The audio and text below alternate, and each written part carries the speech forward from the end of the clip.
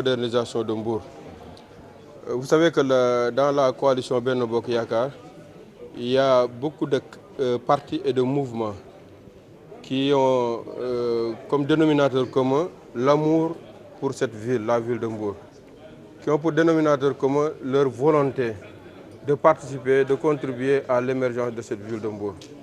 Et pour ce faire, tous ces partis et mouvements avaient des idées de programme, avaient des visions pour la manière de développer Mbour le plus rapidement possible, de repositionner Mbour sur l'échiquier politique et économique national. Donc il s'agissait aujourd'hui de présenter un projet de programme et de recevoir les avis et observations de tous les membres de la coalition Benno Bokk Yakaar. C'est en fait de centraliser, de faire une concentration de toutes ces visions qui ont pour dénominateur commun l'émergence de Mbour.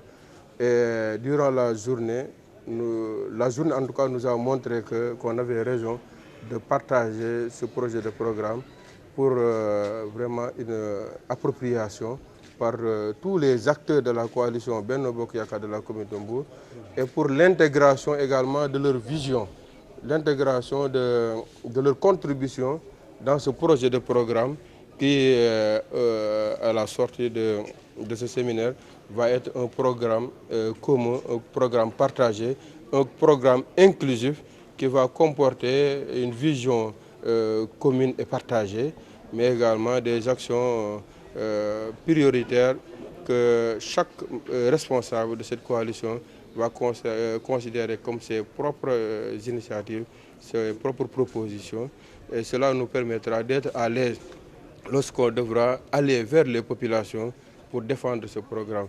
Lorsqu'on devra aller vers les populations pour les convaincre de voter pour la coalition Benno Bokk Yakaar, parce que tout simplement cette coalition est très en avance par rapport aux autres acteurs, parce que ayant un programme partagé, un programme pertinent, un programme qui au maximum 3 ans devra changer radicalement le visage de Mbour et repositionner Mbour sur la rampe de développement.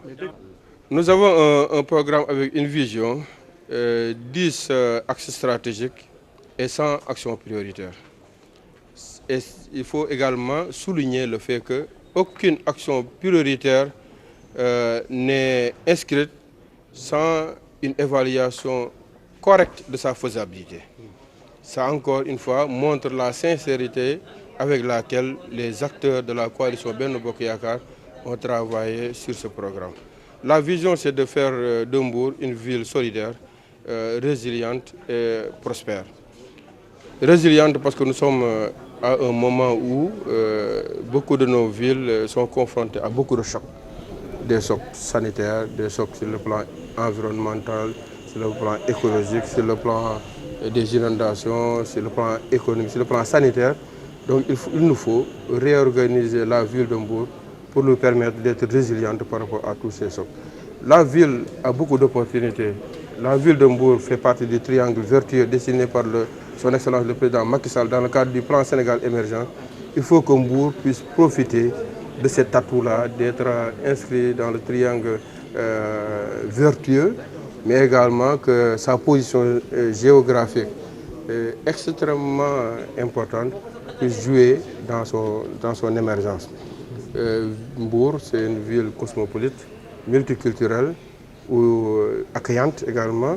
Donc il faut que la solidarité puisse jouer entre nous pour qu'on puisse également accompagner tous ceux qui désireront vivre avec nous dans cette belle ville pour que la ville de Mbour reste cette ville culturelle accueillante mais également solidaire. Donc c'est ça la vision qui a été définie, qui est déclinée en 10 axes stratégiques.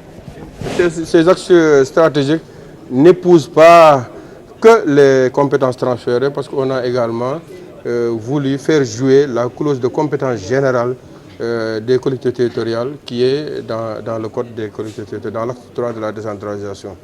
Et toutes ces actions auront un soubassement sur le plan financier, avec une exploitation de nos ressources internes, mais également avec une coopération, le partenariat, une recherche de financement qui sera utilisée au maximum pour réaliser des infrastructures de qualité, des infrastructures socio-culturelles de qualité, des infrastructures éducatives et de formation professionnelle de qualité, mais également pour que cette ville, qui est la deuxième ville sportive du Sénégal, puisse également continuer à rayonner sur le plan sportif et que sa jeunesse puisse s'épanouir comme cela se doit, comme dans une ville moderne, comme dans une ville normale.